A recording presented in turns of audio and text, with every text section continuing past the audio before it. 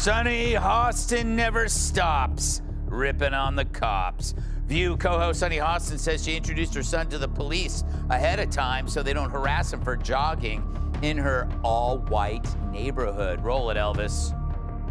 As a mother of black children, I know that black boys are not given the presumption of innocence and the presumption of youth. I have had to be in the position where I have gone to my local police department because I know my son is going to be training for the Junior Olympics, running around the neighborhood in an all-white neighborhood, and I have brought him to the police and said, he belongs to me, this is my son, do not harass him, do not stop him. Amazing. A typical Democrat moving to an all-white neighborhood, then bitching about racism. Hey, lady, there's a reason you live in that all-white neighborhood. You picked the safest place for you and your family. Now you're ragging on the cops. If you want to relocate to the south side of Chicago, it's a buyer's market. Sadly there, your son will train by running from gunfire and not from the cops. You've probably seen the clip going viral online. Sunny Hostin, co-host of The View, claimed she had to personally introduce her son to the local police just to keep him safe while he jogged in her neighborhood. At first, it sounds like a heartwarming story. A mother protecting her child? Who could argue with that? But then you hear Greg Gutfeld's take, and suddenly, the story doesn't just seem strange, it looks like a masterclass in hypocrisy. Hostin's claim is simple, yet dramatic. She told the cops, "This is my son. Do not harass him while he's running." Why? Because according to her, as a black boy in a predominantly white neighborhood, he wouldn't be given the presumption of innocence. She frames it as a parental precaution, but Gutfeld zeroes in on the irony. Also, when you train for the Junior Olympics, don't you run on like a track? Do you know what? I gotta tell you, neighborhood? this story should have been the lead. Yeah. I'm thinking about it, all the things that we're talking about. It has everything. It's like a freaking hoax. She just lies. It seemed like a lie. Smollett classic. Yes, this is a Smollett number 9. She got it off the menu. It's amazing. I might have to talk about this all day tomorrow. He asked the obvious question, why would police even need to be told not to harass a child in a neighborhood known for being safe? The initial reaction online was explosive. Some praised Hostin for being proactive and aware, while others couldn't help but point out the irony. The internet was split. Is this a case of a concerned mother, or is it performative virtue signaling? Gutfeld leans into the latter, saying, a typical Democrat moving to an all-white neighborhood, then complaining about racism.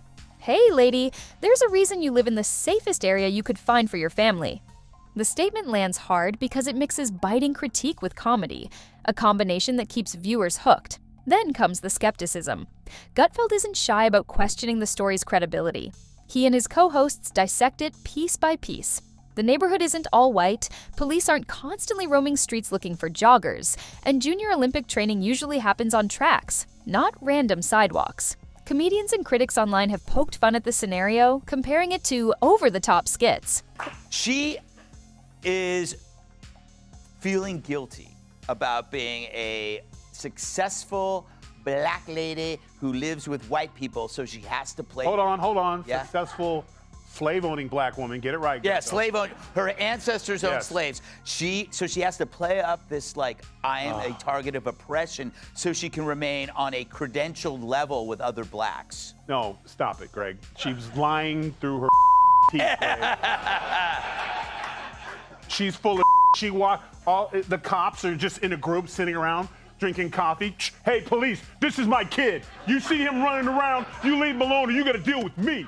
And they're like, oh, it's Sunny. Yes, ma'am. And then the one cop was like, nah. And they're like, put it away. Put the baton away, Johnson. This is a Smollett classic, Gutfeld quips, referencing previous celebrity controversies. The comparison hints that Hostin's story might be more dramatic storytelling than real-life event. But beyond the jokes, there's a deeper commentary. Gutfeld proposes a theory about why such stories gain traction. Successful black individuals living in predominantly white spaces may feel pressure to dramatize incidents of oppression, even when those incidents are minor or situationally implausible. It's about maintaining cultural credibility, showing that, yes, systemic issues exist, even if they don't apply directly in their personal situation. And while this is framed as speculation, it resonates because it addresses a recurring theme in media. Performative storytelling. The humor in Gutfeld's critique is relentless. He imagines absurd scenarios. Hostin walking into a police station and announcing her husband isn't committing crimes, or telling officers to ignore her child running around. He paints a picture of overzealous intervention that borders on the ridiculous. These jokes do more than entertain. They highlight how implausible the original story really is.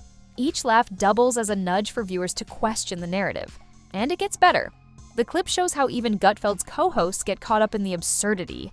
They debate, laugh, and speculate, almost in real time, mirroring the way viewers online digest the story.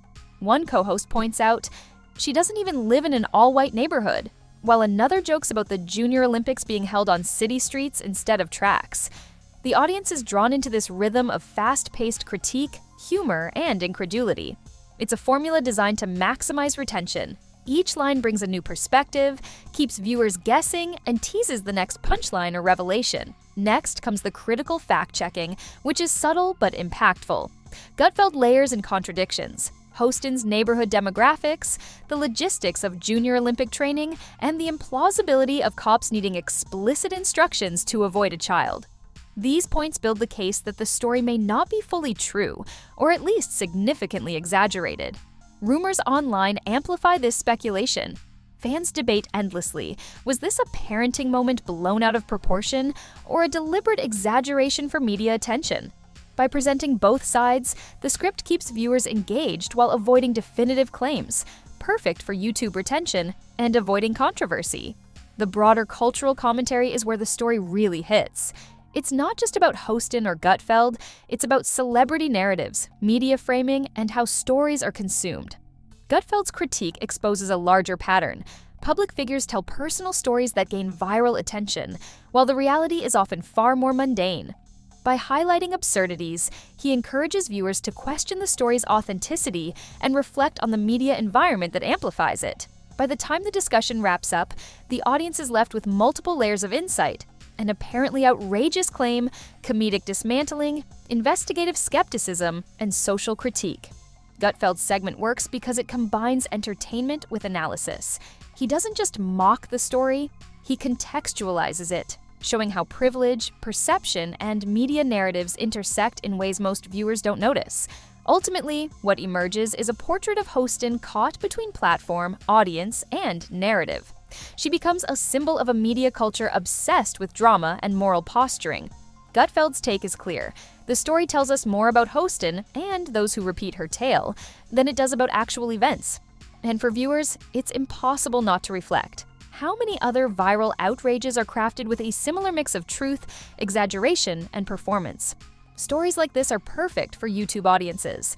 They combine controversy, humor, speculation, and social commentary in a compact, high-energy package.